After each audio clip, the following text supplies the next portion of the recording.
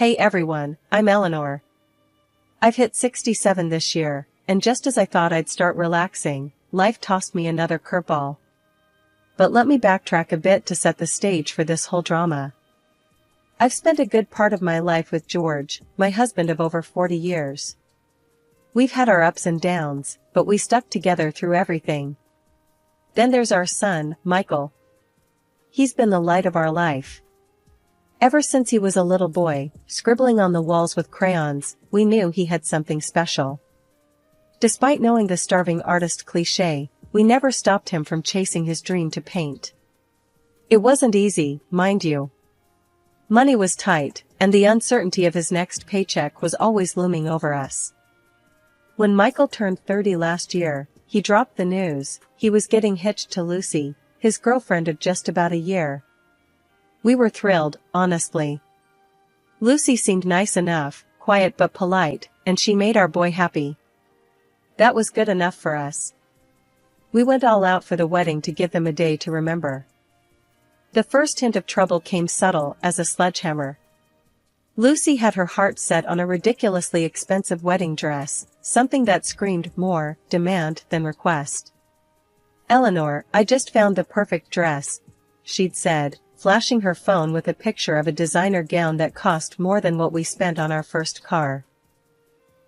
"Lucy, honey, that's a bit steep, isn't it?" I tried to keep my voice light, but my stomach was doing somersaults. "It's my special day, Eleanor. I want to look stunning.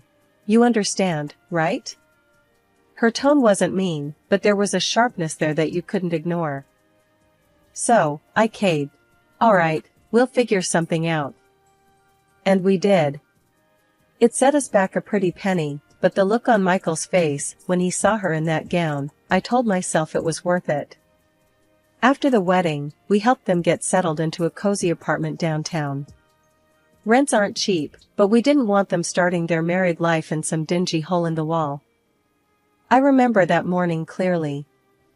The sun was shining, but not too hot, a perfect spring day. George and I were in the middle of enjoying our second cup of coffee when Michael called. He sounded more excited than usual, and I knew immediately something big was up. "Mom, Lucy and I have some news," Michael blurted out before I even had a chance to say a proper hello. "What's the good word, son?" I asked, my heart starting to race a bit. George put down his newspaper, giving me a look that said he was thinking the same thing I was. "We're going to have a baby," Michael announced. You could hear the smile in his voice. It was one of those moments that just fills a room with joy, even through a phone line. "Oh, Michael, that's wonderful news," I exclaimed. George was grinning from ear to ear, nodding in agreement as if Michael could see him. "Thanks, Mom. We wanted you to know first. We're telling Lucy's parents tonight." I turned to George, mouthing, "We're going to be grandparents." And he just chuckled, shaking his head in happy disbelief. That afternoon, I decided to visit Michael and Lucy to congratulate them in person and maybe talk about how we could help out. When I got there, Lucy was sitting on the couch, looking a bit pale but happy. "Congratulations, dear," I said, giving her a gentle hug. "You okay? You look a bit tired." "Thanks, Eleanor. Yeah, just a bit of morning sickness, nothing major," Lucy replied, managing a small smile. "That's normal, honey. Anything you need, just let me know," I offered, feeling that rush of excitement about being a grandma. "Actually, since you mentioned it," Lucy started, hesitating a bit. "I was wondering if you could help out around here sometimes? With the baby coming, things are going to get a bit hectic." "Of course, dear. You know I'm here for whatever you need. Cleaning, cooking, you name it," I said, eager to be involved. Lucy's response was a bit more direct than I anticipated. "Great, because I can hardly keep up as it is." And with the baby, her voice trailed off, leaving the sentence hanging with an unspoken expectation. I reassured her. "Say no more, I'll come by a few times a week and help out." "How does that sound?" "That sounds necessary," Lucy replied, not exactly overflowing with gratitude but clearly relieved. On my way home, I couldn't shake a twinge of concern. Lucy's words, "That sounds necessary," echoed in my head. It wasn't the warm thank you I'd expected. But I brushed it off, telling myself I was just being overly sensitive. After all, she was pregnant and probably overwhelmed. True to my word, I started helping out at Michael and Lucy's place the very next week. I'd sweep in with my bag of cleaning supplies and a casserole or two in hand, ready to lighten their load. Michael was always so grateful. He'd give me a big hug and say, "Mom, you're a lifesaver." Lucy, on the other hand, wasn't so easy to please. After a few visits, she started picking at the details. "Eleanor, you missed a spot there on the counter, or this casserole is a bit bland, isn't it?" Her words stung a bit more each time. It was clear she was taking my efforts for granted, and her occasional thanks felt more obligatory than genuine. I kept my frustrations to myself, mostly. After all, I was there for my son and my future grandchild, not for praise. But it was hard not to feel a bit used when even your best efforts are met with criticism instead of appreciation. It was a Tuesday, a day like any other, when I headed over to Michael and Lucy's apartment to do some chores and drop off some homemade chicken soup. I thought it might help Lucy with the nausea she'd been having. I'd just finished up cleaning the kitchen and was setting the soup on the stove to warm when Lucy came shuffling in, looking worse for wear. "Oh, Lucy, you don't look so hot today. Why don't you sit down and I'll get you some of this soup? It'll make you feel better," I said, trying to be as cheerful as possible. Lucy grimaced, holding her stomach, and muttered, "I hope it's better than last time, Eleanor." That soup didn't sit well with me at all. I was taken aback, but kept my tone light. "I'm sorry to hear that, dear. I made sure to use all fresh ingredients this time, just in case." Lucy slumped into a chair, eyeing the pot as if it might bite. "Well, we'll see. Last time I was sick all night. Michael had to stay up with me." Now, I knew for a fact there was nothing wrong with the soup I made last time. But I bit my tongue, not wanting to start a fuss. "Let me get you a small bowl, and you can see how you feel," I offered, ladling out some soup. She took a tentative sip and then another. "It's okay, I guess," she conceded, though her tone was less than grateful. We sat in silence for a few minutes, the only sound being the gentle ticking of the clock on the wall. Suddenly, Lucy clutched her stomach and let out a groan. "Oh no, not again," she gasped, her face twisting in discomfort. I jumped up, my heart racing. "What's wrong? Do you need me to call Michael? Or a doctor?" "No. It's your damn soup. It's making me sick again," she shouted, pushing the bowl away so forcefully it nearly toppled off the table. I felt a flash of anger, but swallowed it down. "Lucy, I assure you, the soup is fine. Maybe it's something else? You've been having morning sickness." "No, Eleanor. It's your cooking. You're trying to poison me or something." Lucy was on her feet now, her voice rising with every word. I stood there, stunned. "Poison you? Lucy, why would I ever do such a thing? I'm here to help." Lucy's eyes were wild, her breathing heavy. "I don't know, but I can't trust you. You and your old-fashioned ways, always meddling. I need you to leave. Now." I grabbed my purse and headed for the door, my mind reeling. As I walked down the hallway, tears stung my eyes. How had it come to this? I'd only ever wanted to help. The day of the baby shower arrived, and I was a bundle of nerves. Despite everything, I was determined to make this a special day for Lucy and the baby. I had spent weeks planning and picking out what I thought were perfect gifts, soft blankets, cute baby outfits, and even a handmade quilt I'd spent nights sewing. "George, do you think she'll like what I picked out?" I asked while packing the car with the gifts. I couldn't help but worry after everything that had happened. George, always trying to keep the peace, gave me a reassuring pat on the shoulder. Ellie, anyone would be lucky to get your gifts. They're from the heart. Don't fret. We arrived early to help set up. The venue was a pretty little hall decked out with balloons and banners proclaiming, "It's a boy." Michael greeted us at the door, his face lighting up when he saw the pile of gifts we brought in. Lucy was already there, fluttering around and directing decorations with a few of her friends. She seemed in good spirits, which eased some of my tension. "Hi Lucy, need a hand with anything?"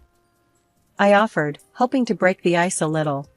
She glanced over, a quick once-over that didn't quite hide her impatience. "No, thanks, Eleanor. We've got it all under control. Just enjoy the party," she said, a bit dismissively. Finally, the time came. Lucy sat down, a mountain of gifts around her, and the room quieted down. She started with ours, probably out of courtesy, since we were the grandparents. She unwrapped the first package, pulling out the handmade quilt. I held my breath, watching her face for any sign of approval. "Oh, this is quaint. Thanks, Eleanor," she said, the word quaint hanging awkwardly in the air. The room was silent for a moment, then filled with polite applause. My heart sank a bit, but I kept my smile. "You're welcome, dear. I made it myself, thought the baby might like it." The next gift from us was opened, a set of baby clothes. Lucy's reaction was more of the same. "Cute," she said flatly, barely glancing at them before setting them aside. By the time she got to the last one, the blankets, my hopes weren't high. "Oh, more homemade stuff. Right, thanks." Her words stung, and I felt my cheeks burn. Then, as if the disappointment wasn't enough, Lucy held up the blanket, making sure everyone could see, and announced loudly, "Eleanor clearly has no taste at all. Next time, just give me the money to buy something nice." The room fell silent, and I felt every eye on me. The embarrassment burned hotter than a summer's day. I stood there, rooted to the spot, not sure how to respond. George was at my side in an instant, his arm around my shoulders. "Let's not let this spoil the day," he whispered, though I could hear the anger in his voice. I nodded, swallowing the lump in my throat. "Right, let's just get through this." As the party continued, I felt like a ghost, barely there. Michael came over later, looking embarrassed. "Mom, I'm really sorry about that. Lucy's, well, she's got her own way of doing things." I forced a smile, though it felt more like a grimace. "It's okay, Michael. Let's just focus on the baby." Even with all the tension, I kept going back to Michael and Lucy's apartment to help out. I couldn't just sit back knowing they might need me, even if every visit was harder than the last. It was one of those mornings when I brought back a heap of laundry, freshly washed and dried, ready to be put away. I was folding and sorting everything into the right drawers, trying to make things a bit easier for them. As I was tucking away the last of Lucy's blouses into her drawer, I didn't hear her come in. The door slammed, making me jump, and there she was, staring at me like I'd just robbed a bank. "What the hell, Eleanor? You think you can just dig through my things like it's nothing?" Her voice was sharp, and her eyes were blazing. I put the blouse down slowly, feeling the heat rise in my cheeks. "Lucy, I was just putting away the laundry. I thought I was helping." "Helping? By snooping around my personal stuff? That's not helping, that's crossing the line." She was shouting now, and I could hear the anger boiling over. I tried to keep calm, though it was getting harder. "I wasn't snooping, Lucy. I swear. I do this all the time. I just thought." "Well, you thought wrong. Stay out of my things, got it?" She cut me off, her words slicing through the little piece we had left. I backed off after that. But seeing how she started to eat at me. She'd stopped working, spent her days on the couch watching TV shows or shopping online for all sorts of things. One day, curious and a bit concerned, I asked, "Lucy, how are you affording all these new things?"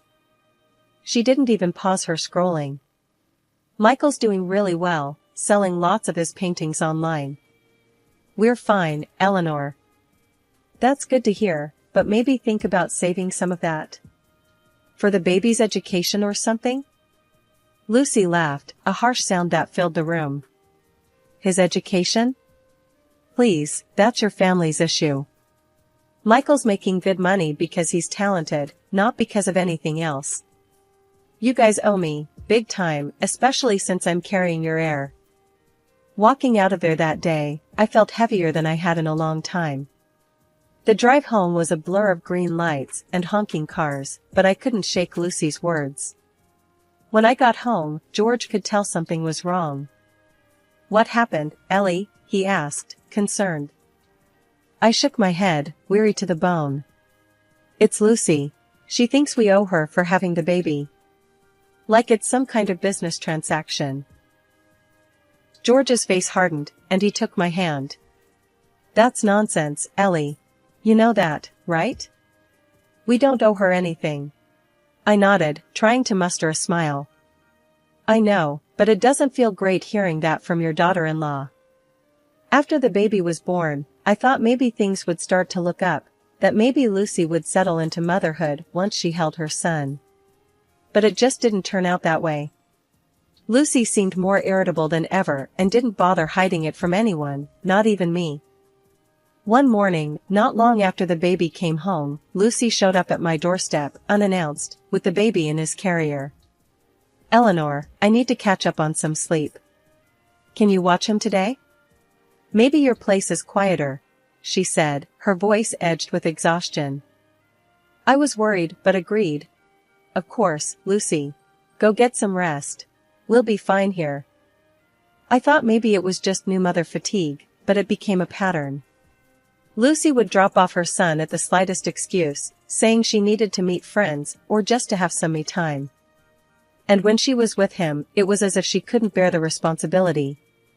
More than once, I arrived at their apartment to find the baby crying in the next room while Lucy lay on the couch, absorbed in some show, completely tuning him out. One day, the reality of the situation hit me harder than ever. I walked in as usual and heard the baby crying. I hurried to his room and what I saw stopped me dead. Lucy, standing over the crib, her face contorted in anger, slapped the baby. He wailed louder, and my heart broke. I rushed in and scooped him up, glaring at Lucy. What are you doing? You can't treat a baby like that. Lucy sneered at me. Oh, please. It was just a light tap. He needs to learn to stop crying over nothing. That night, I talked to George and Michael, my voice thick with worry. We need to do something. This isn't normal behavior.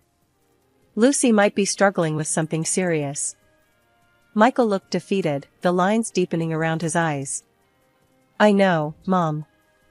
I thought it was just stress, but this is too much. We decided together that Lucy needed professional help. We even found a psychologist and made an appointment, but Lucy refused to go. She claimed she was perfectly healthy and accused me of trying to turn Michael and the family against her. It's nothing personal, Lucy. I tried to explain one last time over the phone. We're worried about you, and we just want what's best for you and the baby. Her voice was cold, clipped. I told you, I'm fine. This is just you, Eleanor, always finding fault where there is none. You can't stand that I don't need your constant meddling. I was at a loss, feeling more alone in this fight than ever. I hung up the phone, my heart heavy. How do you help someone who doesn't want to be helped? How do you protect a child from his own mother's indifference? I needed to have a serious talk with Lucy. I knew it wasn't going to be an easy talk. After everything that had happened, things had reached a boiling point. I took a deep breath, prepared my phone to record the conversation, not to spy, but just in case I needed to remember what was said, or if things took a turn for the worse. Lucy, we need to have a serious talk. I started, my voice steady. It's about your responsibility as a mother and how you're handling things. Lucy rolled her eyes, clearly not in the mood. Here we go again. What now, Eleanor? You going to lecture me on how to be a mom? It's not just about being a mom. It's about what's right for the baby. You can't keep threatening to cut us off from him every time something doesn't go your way, I said, trying to keep the frustration from my voice. That's when she snapped. Oh, so it's like that, huh? You think you can just come here and tell me how to live my life? How about I just don't let you see him at all? How would you like that? Her words were sharp, and she pulled out her phone, dialing Michael. With tears in her voice, she began, Michael, you need to hear this. Your mother just hit me and she tried to take your son away from me. My heart stopped. Lucy, that's not true. Why are you saying that? She ignored me, continuing her tearful tale to Michael. You need to do something, or me and the baby are leaving. You need to choose, Michael. It's me and your son or them. I was in shock, barely processing what was happening as I heard Michael's confused voice trying to calm things down, suggesting they talk later. Lucy hung up, a smug look on her face. See? You'll never see them again if you don't do what I say. Give me $100,000, or it's over. I was stunned into silence. This wasn't just a threat, it was outright blackmail. Before I could gather my thoughts, the baby started crying from the other room. Instead of tending to him, Lucy shouted at him to shut up and refused to change his diaper. That was it. The last straw. I couldn't take it anymore. This is wrong, Lucy. You can't do this. It's not right, I said, my voice quivering with anger and despair. Oh, just shut up and leave if you don't want to help, she snapped back. I left the apartment, my heart breaking with every step. What had just happened? How had things gotten so out of control? That evening, the phone rang. It was Michael, his voice heavy with sadness. Mom, I'm so sorry, but Lucy's made up her mind. She says it's best if you don't come around anymore. I don't know what else to do. In the background, I could hear Lucy's angry shouts, declaring they were cutting all ties with us. It felt like a nightmare. I hung up the phone, numb. If that's what they wanted, then maybe it was best to let them see the reality of their decisions on their own. I told myself that I had done everything I could. From that day, I stopped all financial support. No more paying for their apartment, no more money for groceries or baby care. It was one of the hardest decisions I've ever had to make, but I needed them to face the consequences of their actions without us to fall back on.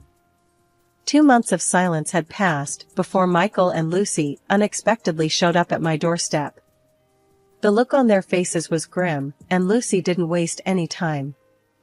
As soon as I opened the door, she demanded, "You need to start paying the apartment rent again. Michael's paintings aren't selling, and we're in trouble." Once we were all seated, with George beside me for support, I addressed them both firmly. "We're not going to continue paying for your apartment. You both decided to cut ties, remember?" Lucy looked shocked, perhaps not expecting this stance. Michael's eyes were downcast, he seemed embarrassed.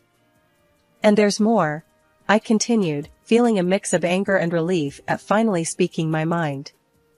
"I've been managing the online sales of Michael's paintings. I'm stopping that as well. It's time for you both to take full responsibility." Lucy's face hardened. "You can't do this to us. We have nothing without your help." "That was your choice when you decided to push us away," I replied. "Also, I'm going to seek legal advice about the custody of my grandson. Your behavior has been completely out of line, Lucy." That's when I turned on the recording on my phone that captured one of our last conversations, where Lucy had demanded $100,000 from me. I played it aloud. George and Michael listened, horror growing on Michael's face as the reality of Lucy's actions sank in. After the recording ended, Michael finally looked up, his decision clear. "Lucy, this is over. I want a divorce. I can't do this anymore. I don't want to live under the same roof with someone who treats my family like this." She stormed out, cursing as she went, standing in the rain in the parking lot, yelling back at us. It was a heartbreaking scene, but there was also a sense of justice in seeing her true colors revealed so clearly. In the following weeks, Michael followed through with the divorce and took steps to ensure his son's safety. Lucy was eventually deprived of her parental rights due to her unstable behavior, and she moved to another city. Once the dust had settled, I invited Michael and my grandson to move back in with us. Our home became a place of healing and new beginnings. Michael soon organized an exhibition at a private art gallery. To everyone's delight, it was a tremendous success. His art, reflecting deep emotions and a journey through personal turmoil, resonated with many. Now, our home is filled with laughter and the joyous noise of my grandson playing. I spend every possible moment with my grandson, teaching him, loving him, ensuring he feels the security that was momentarily threatened.